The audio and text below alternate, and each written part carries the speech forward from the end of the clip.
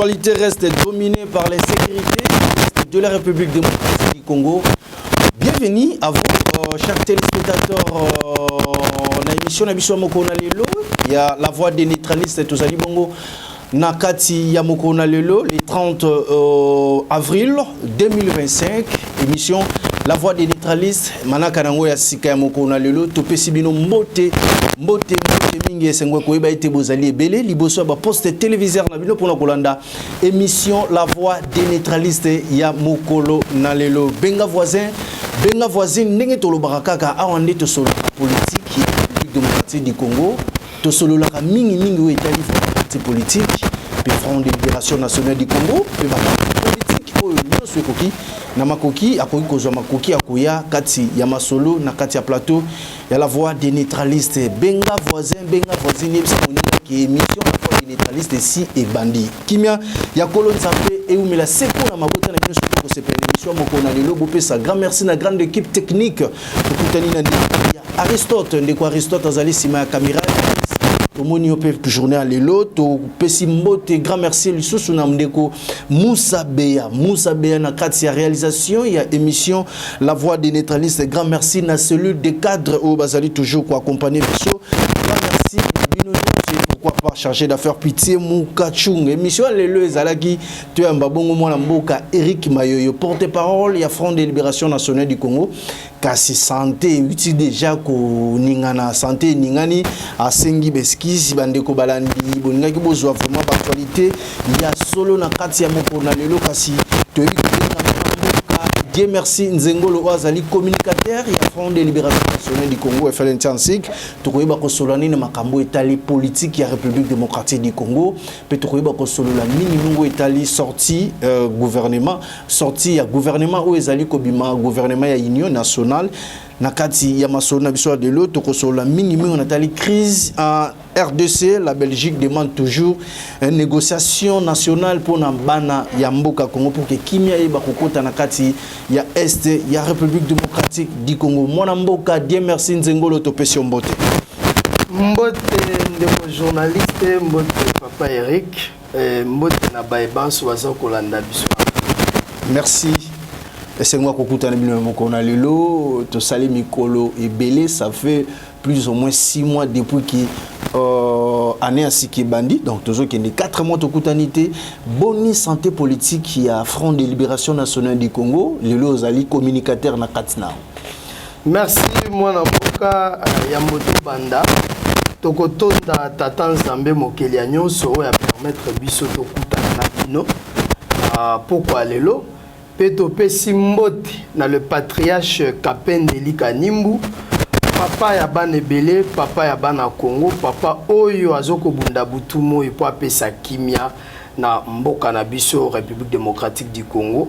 Na pesi mbote na bakambi banso ya Front de Libération Nationale du Congo. Na pesi mbote na ba membre banso ya parti Front de Libération Nationale du Congo pe ba téléspectateurs o bazoko landa biso na bandako bipa nyoso bozali mbote na bino.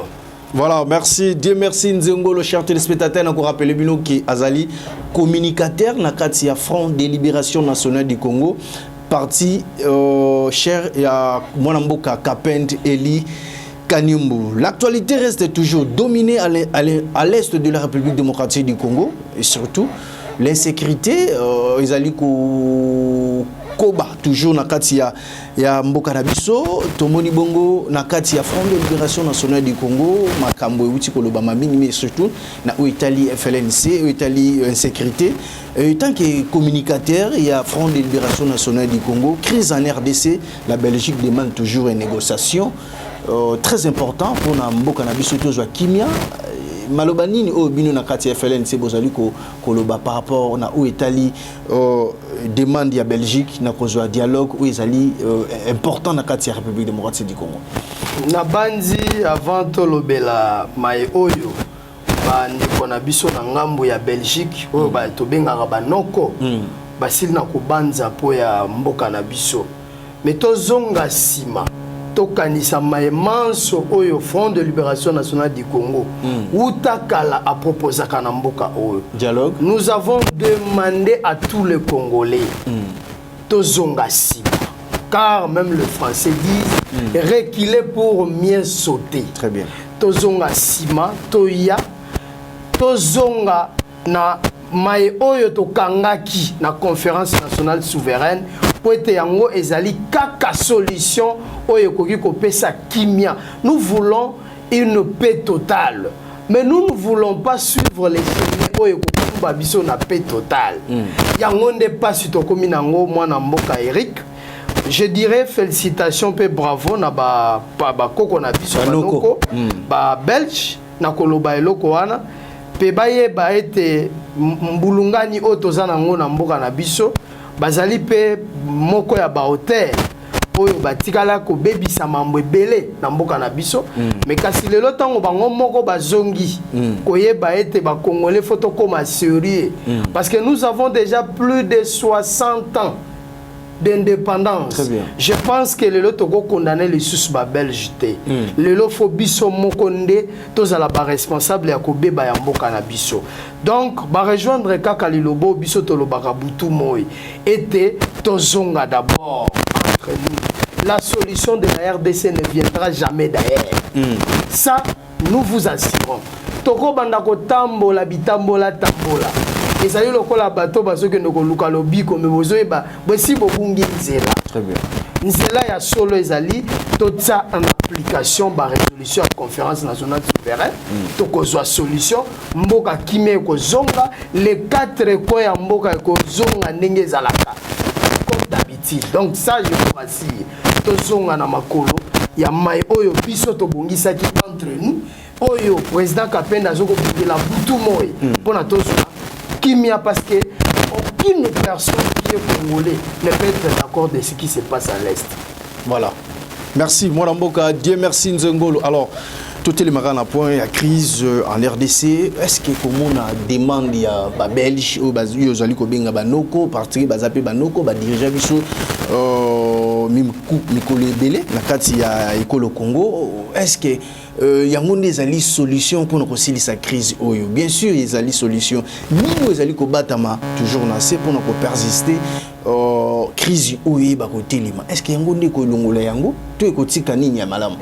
Déjà, fallait que nous koyeba d'abord pourquoi nous sommes en crise.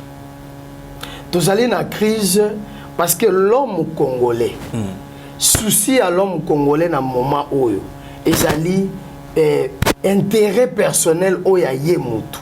Na isika oyo to vanda iso banso. Vous savez, au Congo nous avons ba policier ba jalelo. C'est-à-dire une personne qui est prête à tout pour un intérêt personnel naé. Mais ceux qui le biso nyonso tokoki ko signer ensemble. To vanda, to zonga to yebakete, solution si epesa maki. Parce qu'aujourd'hui nous ne cherchons pas la solution. La solution est déjà là. Exact. La solution est à libre résolution à conférence nationale souveraine. N'est pas une solution est à libre. Donc c'est la résolution à conférence nationale souveraine. Est-ce qu'il y a des alliés sous-bastiment ou il y a makambo déjà un pays sérieux, un pays qui est sérieux, bah qu'on négliger la conférence nationale souveraineté. Est-ce qu'il y a une image ya États-Unis, tozo image ya Canada, tozo image ya ba pays oyo nyonso, ba pays oyo ba peuple na bango baza conscient. Oyo ba vanda ki autour d'une table ba lobito solo la entre nous. Et ba to wana tango ba tiaki en application mai oyo ba kangaki na ba conférence oyo ba salaki na bamboka na bango. Lelo aujourd'hui les États-Unis azali puissance. Lelo Canada azali puissance. Lelo pas mal de pays oyo lelo se respecter entre eux. Lelo bazali ba puissance. Mais chez nous ici, nyonso to salaka ya malamu, vous savez un Congolais, au monaka même na Wenzeta. Et si Mundele, soka ya bandi ko tumbata dendo. Dendo na ko salata 5 minutes te ici. Obi polani. Nous sommes toujours complexés devant Poso ya Mondele. C'est-à-dire nous ne savons pas nous faire confiance nous-mêmes. C'est ça qui tue l'homme congolais. Solution de ce que nous qui mambangu pamba solution c'est solution Zomagi. Solution Zomakala, c'est les gens qui ne sont pas sérieux nde bazo ke ndeko kimambango. C'est pourquoi le FLNC azalaka toujours kimia azoko tambola na bapa ya caméléon pour apporter une solution oyo kotika la libela team kolokolo Yesu Messi akozonga. Balobi ki na kati ya ba consultation bo participer te mais boza na solution et pourquoi solution ngwe ko mona na ndenge ni aussi lota baninga mususu bazali ko mema ba apport na bango et pa ya mokonzi ya mboka bino bozali kozela kovandika bozali kozela est-ce que solution ngo bana ya mboka Congo ba komona yango lo lenge nini botuni likambo ya ba consultation déjà ceux qui bomona ki bisoté pour babenga ki bisoté donc pas babengi bisoté to kendara te to ba cameraman te nous sommes un parti politique cameraman sérieux non cameraman de kendo ko luka information mais faut babenga azala accrédité bazali oyo ba kendara soko kendara na ba cérémonie oyebi ke ça na ba photographe mususu ba ya kazata na macaron te ye wana kimimbangu to ça pela ba politique bomona ko kana biso c'est-à-dire que ye ndenga zana pas ignoso auti bomoni te mikolo ba fiche bimé belé na nzela. Oh, nous soutenons les chefs de l'État. Oh, nous sommes les groupes, ceux qui en ont. Tout ça, c'est parce qu'ils veulent. Mais ça qui concilité. Ça qui concilité. Qu'est-ce qu'il fallait non, non, non. Parce que Boza. Loin de là.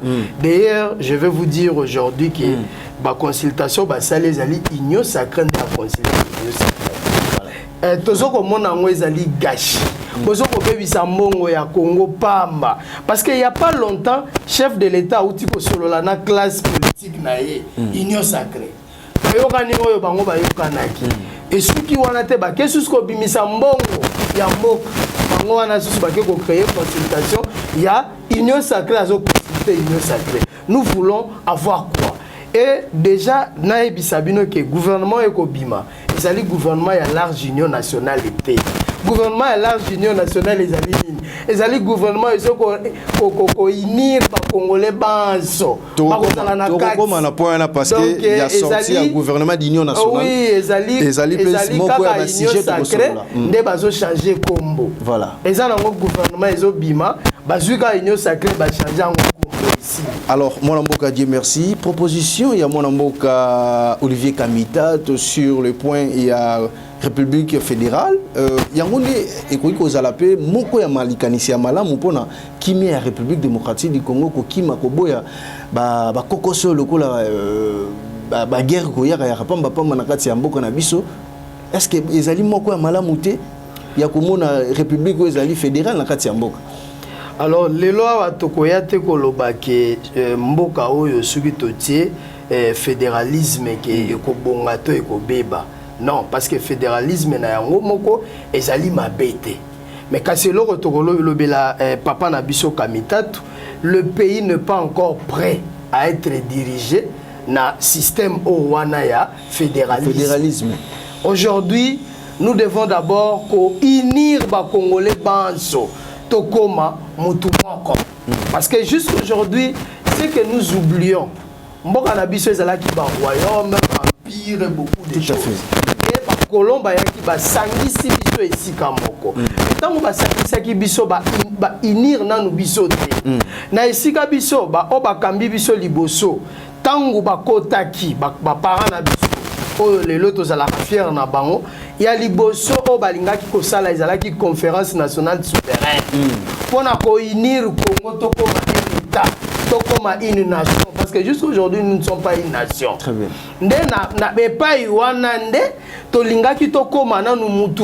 C'est-à-dire, quand on a un président Moulouba, les Louba disent qu'ils ont pouvoir na biso. Non, Azali Congolais. Très bien. Et Bakongo, parce que la fierté, comme on a un Congo qui dirige le pays, Bangonde, Bakomi, Bakolo pouvoir. Non.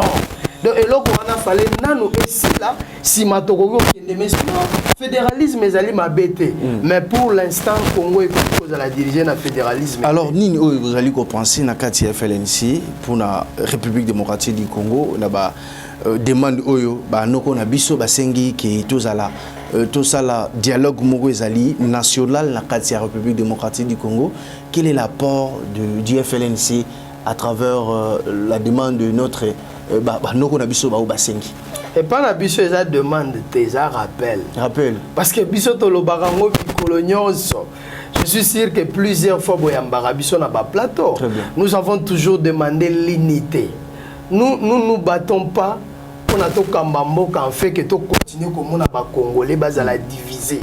Un pays avec plus de 1000 partis politiques. Pourquoi? Pour la nini koyo qui sambo kamune ne pas Congo soniti. Mais comment ça n'a été bien PFLN c'est bon bundaka pour la liberté autonomie la démocratie et quota pour que ba parti politique et bota malilo. Tolanda yango pe pa tata mokonzi ya FLNC le bango mais pour la nini beaucoup quota na kolobela makambo etali ba parti politique na kati ya République démocratique du Congo. Boniko bobo sana. Boniko bobo sana te parce que bino de bobundela ka makambo nyoso. Tant mususu bino ba journaliste tant bozali boso ba mpaka. De toutes les façons, il fallait que ça na boanya pour comprendre ma mpaka zo ko bimisa. Bitumbo bisoto menaki. Ce n'est pas pour la komisa ba parti politique et comme le kola ba équipe ya volleyball na ba équipe ya basketball. Non.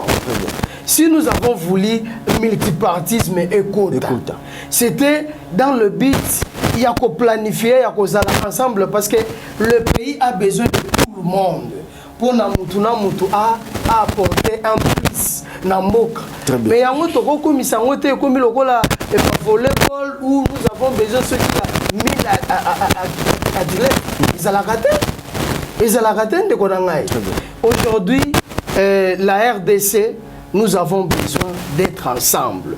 Et je vous assure que l'unique personne qui peut apporter l'unité dans notre pays s'appelle son Excellence Kapendeli Kanimbu. C'est celui-là, le vieillard du village, qui a ce pouvoir. Il y a Kobengi Sabande Konaye, il y a Kovandi Sabango, Bango Nyoso, Tosolo la Ponatina Yamboka Nabiso, enfin Kosili Samaye. Oyo Nyoso Zoko Likanamboka, Peto Kende Batu Nyoso Basepela Nabiso. Bazali baloba toza fier le loko benga maba congolais parce que aujourd'hui l'homme congolais a commis kokoma ya même de pays où batu bakenda razo kata soni koloba kaza congolais pour bako finga e bako tsekaye un pays qui a tout mais peuple azolé. Alors un pays qui a tout mais peuple azali kolela maloba ezali ya mona mboka Dieu merci Nzengolo FLNC ilongona tata mokambina yango Kapendeli Kanimbu mboka Congo ebuti koleka na makambo o ezali kokoso ezali makasi guerre na est na groupes armés mais peuple congolais a tout une question balobi est-ce que le président Kapende azali na Congo to azali na Congo te est-ce que le président Kapende azana mot à dire te to azana mot à dire na boyi koloba. Boyebi que tout le temps, le président Kapende a toujours au secours. Mais au secours, peuple. Il y a Bana, il y a Goma, il y a Bana, il y a Bukavu, il y a Bana, il y a Est, il y a République démocratique du Congo. Pour le moment, peuple Zozélan. Toye te promettre bango. Déjà, dans le moment où c'est un père qui ne parle pas beaucoup. Parce qu'il a formé beaucoup des enfants qui passent. Alors, le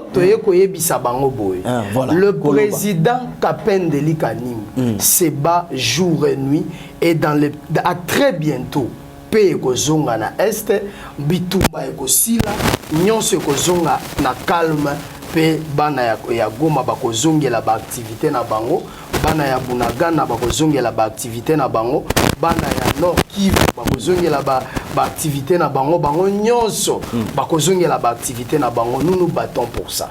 Voilà, vous battez pour ça, mon amboka Dieu merci Nzengolo. Alors, tout changer chapitre, tout quand on a deuxième chapitre, il y a thématique qui est émission à Moko Nalelo et le Ngola Mboka Dieu merci Nzengolo gouvernement d'union nationale et utiko ibsabiso a olobi ezali gouvernement à large d'union nationale était kasi ezali gouvernement d'union nationale. Quel profil d'un premier ministre ou ba ministre ou ba koki kozala na kati ya gouvernement d'union nationale et pas maloba et pas ina yo mona mboka to lobi te kezali gouvernement d'union nationale te o lokola olobi lisanga ya bana mboka oyo wana ezali lisanga il y a un groupe d'individus au basangani na union sacrée.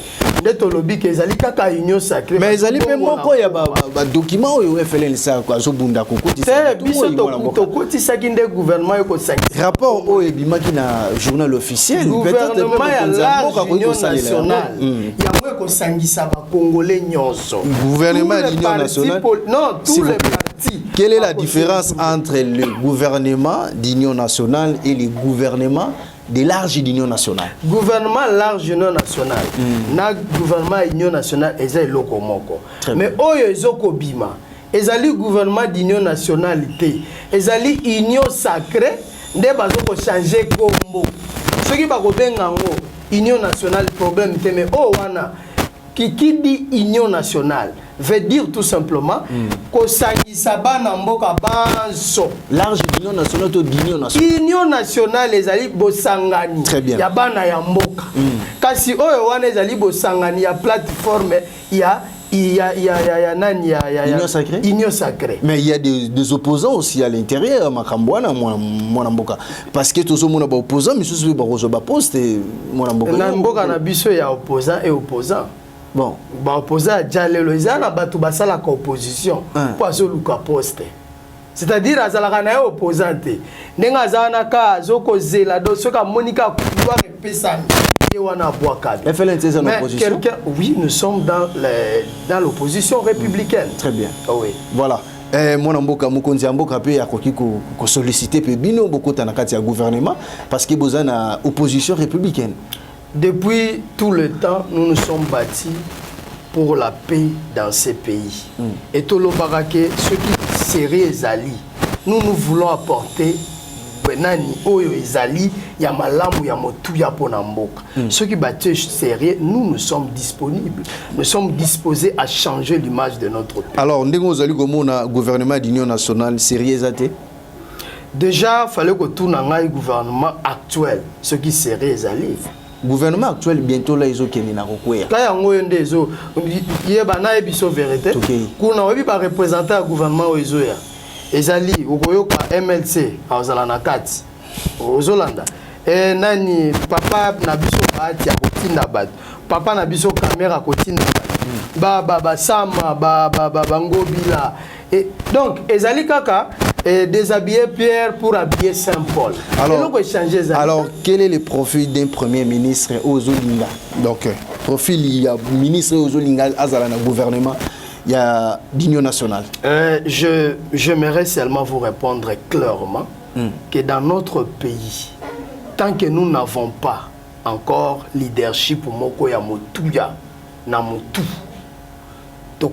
quel que soit le premier ministre qu'on mettra, ce qui kake kozala ke ba injonction faut banda koya oyo alingité parce que ya bakoki kota premier ministre aye na volonté ya ko changer makambo mais ce qui kake ezali oyo biso to uti ko mona na gouvernement oyo ezobima oyo ba injonction c'est-à-dire oyo ye fois sala eza oyo bazo dicter asala a kosala lokote. Alors ministre nini ou a convaincre yo na gouvernement ya Mamadi Judith Suminwa ou zonga pe na gouvernement ya l'Union nationale selon opinion en tout cas na koki koloba jusque là tozo continuer kotala team koloba kokende peut-être na émission tokoya le loro peut sabiso moi opinion na yo parce que les opinions mon cher koloba nga pe na zone opinion na koloba ministre tel il a bien travaillé ministre tel il a bien travaillé il faut azonga ministre tel a sali boyebo ministre tel a travaillé bien te faut bolongola ye donc les opinions na yo mon cher en tout cas jusque là nazomona ke na kosenga na mwana mboka a changé classe politique mwana mboka nani son excellence Félix Tshisekedi Tshilombo. Voilà. Il est temps il y a qu'on changer classe politique. Il est temps il y a qu'on luka ba nouvelle figure. Oyo ba ko ya ko apporter kimia na mboka. Nous ne voulons plus revoir kaka batuana babanda ki banda babanda. Bango kaka. Ye azalaka kaka o auti ministre ce qui ya boy a changé. Donc il y a zana maele ya kosala nyonso. Les amis lokola obengisi maçon asisi ko tongelo ndako lobi ozo luka électricien abike ngana za électricien asilisi mambo électricité ye wana akoti susu na makambo mususu sérieux. Voilà. Donc toujours au sein na président aluka yende akopona premier ministre parce que ata lelo to lobby oyo ye azalaki nango na mutu alongola oyo nyonso ekozala na makanisi eko frustré bana mboka apona mutu oyo ye moko pe atikela etant à travailler pour na intérêt ya peuple. Alors, moi, je veux dire merci Nzengolo to télémakara parce que tu peux senga la technique, bâtir la biso quelques photos. Ndeko Moussa na mona qui a pris quelques photos, il y a ba ministre oyo ba travailler vraiment na kati ya gouvernement ya Judith Suminwa oyo ba koki ko zonga pe na ba oyo ba koki ko zonga te ndeko Moussa ko tia la biso photo. Tala. Moi mboka Jean-Pierre Bemba. Est-ce que à convaincre na kati ya gouvernement ya Judith Suminwa est-ce qu'Azali peut censé à kozonga na gouvernement ya d'union nationale? Bon, ce qui au cas où bakoki ko taille comme porte-parole parce que na monique ayebi koloba, c'est vraiment quelqu'un qui maîtrise côté domaine ya koloba ayebi koloba. Mais ce qui concerne to ebité faut batinda Jesus wapi parce que na moment où à ce que je sache Azali pe porte-parole à ministre de la Défense. Oyo ngai na moni. Non, Azali ministre de transport mon cher. Non, ministre papa ceux qui na secteur na ye na nous tous allons na secteur na ye. Mais yo moko tala na secteur na ye, olingi ka to loba. Yo moko yebi na secteur na ye 0 sur 10 et 0 wana même photo ba même matoy. Il n'a rien fait, rien et rien. 0 sur 10 dans le secteur à transport. Sur autant que Monica a échoué dans le secteur à transport, à qui on s'est rattrapé comme porte-parole. Il y a moi Namboka ministre Nabiso il y a défense. Namoni et Laurent Malunga, Jean-Pierre Bemba salité. Mais ce qui se passe dans notre pays, Toboya Toboyate, Torosutura Bapé, c'est Mbalo Tamsou Bazotinda na santé. Ah, voilà. Moussa Bea, deuxième photo. Alors, Tokini na deuxième photo, Moussa Bea, ministre ya finance Doudou Fwamba. À convaincre qu'on a né. En tout cas, n'est l'autre. En tout cas, n'est l'autre parce qu'il y a eu trop de détournements dans notre pays. Et bien, détournement, il faut qu'on y ait que chaque détournement, il y ait faut ayeba parce que yende azali na makambo etali mosolo. Ndeko na ngai eloko esali biso pasi na gouvernement oyo ya mama Soumina bieto loba depuis le président Félix azana pouvoir. Est-ce que obi ke bato bazoyi ba mukete ya détournement mobimbezo banda kaka na ba yoko banda 20 millions oyoka boye 100 millions oyoka bo non mais franchement petit a comme à niveau wana il y a ko détourner mbongo ya ebele wana ozomona ke ministre aye azalaki très pauvre bateye même pas 2 ans mutuana comme ko tonga ba immeuble. Et cette personne là n'est pas poursuivie par l'état parce que mutuna mutazo zo gain de cause.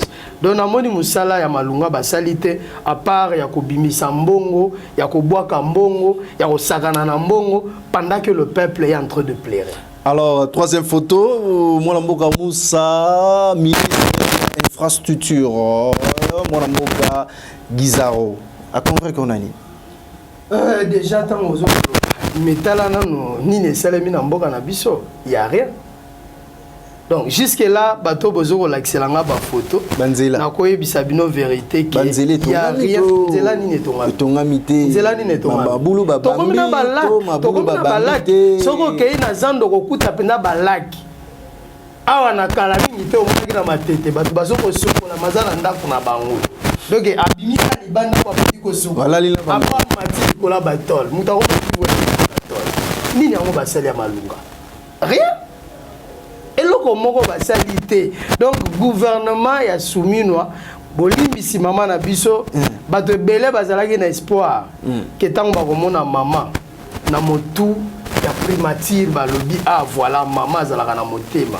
Mais maman na yebi que une fois mwana mboka Pitié Kapend voilà alobaka que maman quelle que soit votre bonne volonté okozala bloquer. Quelle que soit votre bonne volonté, vous allez la bloquer. Alors, mais là, le mal dans notre pays, c'est que les gens ne changé d'affaires Pitié Mukachou. Mais il a raison. Il a raison. Dans ce pays, Oyo, Bolandaka une fois déclaration ya mwana mboka Kazadi na Top Congo. C'était grave. Peter Kazadi. Après avoir kosala ba détournement, bazoko tunaye, azoko minimiser, azoko ridiculiser même ba ministre, ba collègue na ministre. Oya azoko lobake non, ya bengaki le président Félix, nda pesa qui est fait vert. Mais comment tu peux dire des propos comme ça à la télé? Place wana lingaki abimisa que non moto azoko batela, ba détourner na mboka et sali président de la République et c'est grave.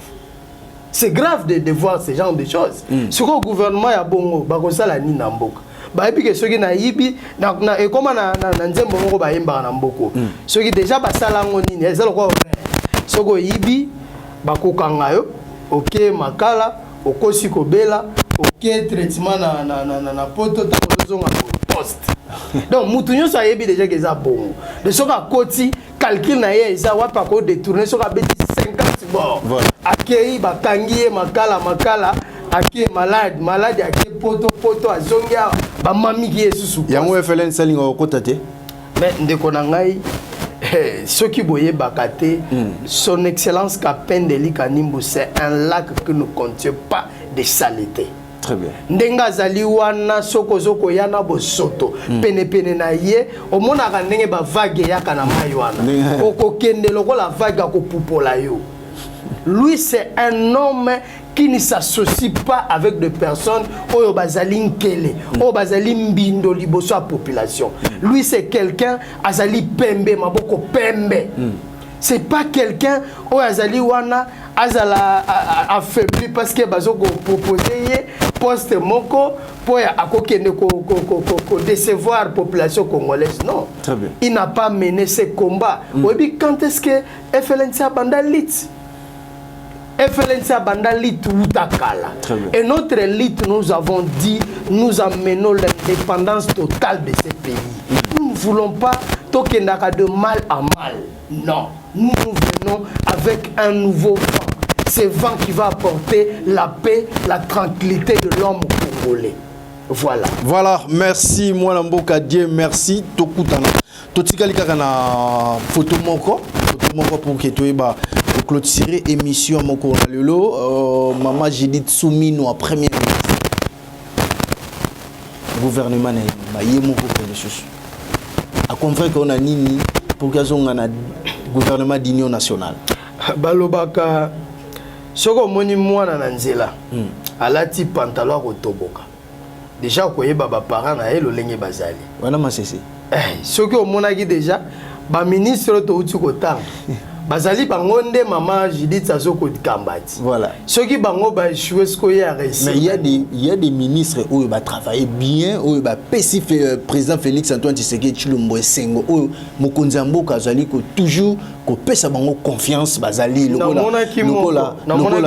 la ministre ya intégration régionale son excellence Didier Manzenga il a travaillé kitoko Mokonzi Mboka azali ko pesa confiance Mboka.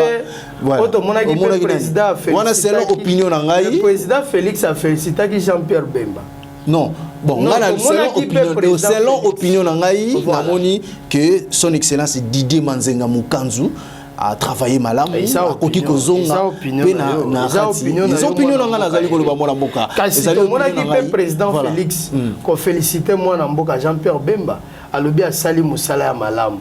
La musala ngoto ebité ceux qui a sali yango kuna na cité de l'OIA to ebité parce que la cité de l'OIA lokola to kota kate bala mususu asali musala ya malamu mais moto mona ngo po eza na kati ou to ebité ceux qui kuna na primature asali pe banzela kuna oyo emonanité mais na oyo biso tozoko mona boye libungu tulu basali eloko te et maman Judith je suis sûr que azali maman un jour akoleka kosenga pardon na bana Congo parce que bana Congo balaki na espoir que lokola bamoni maman o azala na motema bo maman c'est que makambo ya bien ye mais eloko tomoni ezali baliwa ya ba policier na nzela tomoni ba makambo ezoko tungisa peuple nde biso toyebi na komona oyo biso to retenir na gouvernement oyo ezoko bima mama za la fierté parce qu'azali mama aza la fierté ye moko alobaki makambo ya wenze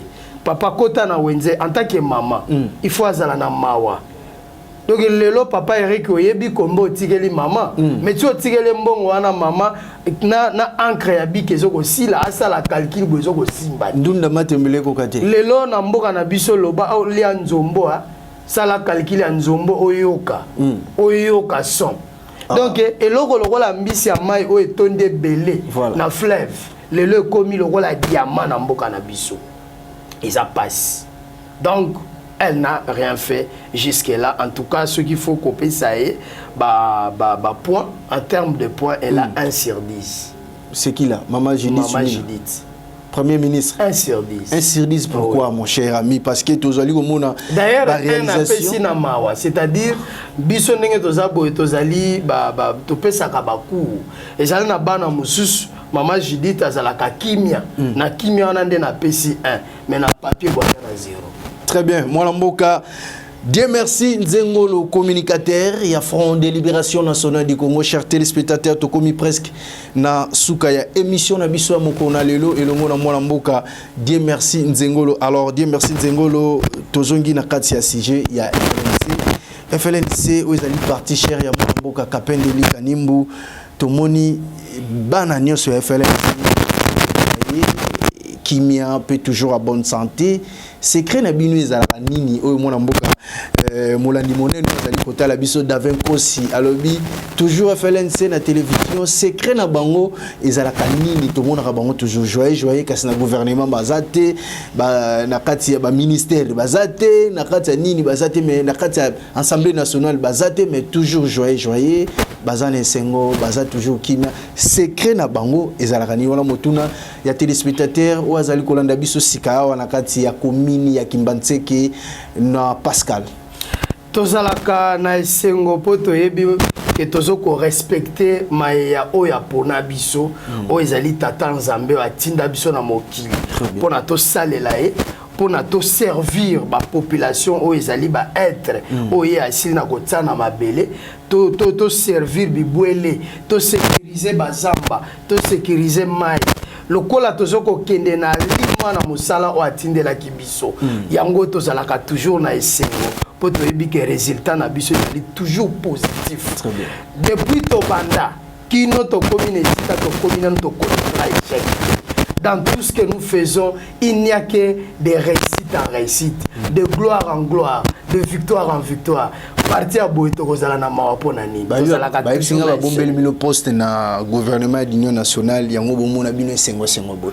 Tozali na ba poste déjà li soko ye, tozali na ba poste na gouvernement large union nationale. Pour être en tant que Congolais, biso banso toko travailler tango conférence nationale souveraine. Ba résolution na ngwe ko kota en pratique Congolais nyonso ako se retrouver car moi na mboka Kapendeli Kanimbu aye na mopepe ya sika oyo ba bengi système politique union des neutralistes indépendants oyo ezoko prôner unité, c'est-à-dire il faut tout ça la conciliation la réconciliation il y a ba tribu il y a ba nation il y a ba religion etc. C'est-à-dire que biso banso faut vivre na bomoko et tant que tu vivre na bomoko comment nga na kondima ngai na ndako na ngai to kolia kitoko kasi voisin na ngai azali eloko kolia ezalaka te mwana mboka Kapendi buta esika vandi yango monaki tango azongaki na mboka eloko liboso atali na monga fula pa ya vandi atie école bana monga fula boya kotanga ofele bana batanga ka ofele uta 2009 quand on vous parle de la gratuité de l'enseignement mais l'unique personne au atia makambo na Genève oyo gratuité bani na premier primaire ti na 6e BC ndeko na ngai kende depuis le temps tozali na hôpital ya munene na monga fula oyo bana ya monga fula yo lobi maternité biso kuna traitement ezali gratuit mwana monga fula zoko landa ngai soki bakobenga soko tie numéro yoka bakoyebisa bino bolekaka pe ozali ba journaliste na numéro za affiché bas de vos écrans tozali na école ya kitoko oyo atiela bana ya monga fula banso bazoko tanga bazoko ko savourer et bazali na ba enseignant oyo bazoko pesa bango cours ya malamu ezalité gratuité bateli biso lelo bana ba ko vana na ba brique. Oh. Bana bazo ko enseignant zo ya azo ko tangisa parce que d'abord salaire ezana no ya mabe. Enseignant zo ko tangisa na pasi. Donc muto azana ndala. Ondimi pena ko ya ko transmettre nini na bana. Très bien. Moi, Dieu merci. Nzengo, le communicateur, il y a Front de Libération Nationale du Congo, to komi na suka émission na biso. Vous avez un message ya ko pesa et surtout na ban FLNC et puis ba yo bazuli baku ya kolanda yo na mokona lelo. Peuple congolais biso banso to yebi malamu ke mboka na biso tozali na kokoso tozali na passe. Passe ezali ezala na zone est. Pe biso banso na mboka mobimba parce que biso pe na Kinshasa kuluna epai enzala epai lelo bana o bazo kotanga misika bakomi na passe pour transport pour na kokoma na bekole ezali passe. Face à toutes ces choses moi na mboka Kapendeli Kanimbo abengi biso banso boya bo saderi massivement. Créons une force autour de son excellence Kapendeli Kanimbu. Ndeyende azokoye la biso, mupepe ya sika, makanisi ya sika, esengo oyo bana Congo bozela kauta kala. Moto azali na yango na maboko ezali son excellence Kapendeli Kanimbu. Boya parti na biso ezali partout na République Congo na ba commune nyonso. Pas nyonso vandi soko luki FLNC ezali bo sadere boya po bo solo la na papa na bino pe na sengi na ba politiciens congolais totika ko demeurer toujours na ba pasi totika à un certain moment qui dalelo venons tous s'asseoir autour d'une table pour na to kumba solution na mboka na biso afin que peuple alia malamu alala malamu azala sécuriser na mboka na ye. Merci na baebanso balandi biso. Merci na papa journaliste pour l'invitation. Merci na mwana mboka Kapendeli Kanimbu pour na musala obozoko sala papa botika peuple congolais te pour ceux qui bino botiki bango bazangi espoir na bango ezali bino papa tozoko zela bino na mboka kofungama boya bopesa biso kimia otoko. Merci mwana mboka Dieu merci Nzengolo, merci na disponibilité à temps, merci na ndengo se présenter l'invitation na biso mokona lelo tozali le 30 avril 2025 mwana mboka merci. La disponibilité à temps, merci. C'est moi qui vous remercie. Merci na grande équipe technique, merci na Aristote, merci na Moussa Bea, merci na Cordona Gilengo, merci na chargé d'affaires Pitié Moukachung, merci na sur les cadres, merci na Bino Nyonso Bozuli Bakwa Kolanda Biso Mokona Lelo, Kimi en Kolon Zambé ou mena Seko na Mabota na Bino page Rose, joyeux anniversaire et pas il y a Papa Nabiso, Willy Landou, fédéral, il y a INC Makala, joyeux anniversaire Nayo, les grands Willy Landou, Mbotama Elamou, tracteur, oh babé qui na combo ya remolque, Willy Landou, yo na Mbotama ki mokolo alelo, azali ko souffle, bougie moko ya Mbotama na ye na mokolo alelo, grand Willy Landou. Na kati ya commune ya Makala tokutani na mikolo ezali ko ya soki Yesu Kristo azongite bye.